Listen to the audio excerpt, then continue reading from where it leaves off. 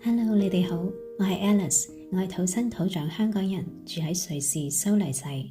你哋有冇試過去到一個新嘅國家，一個人住，遇到好多問題，語言、文化差別等等，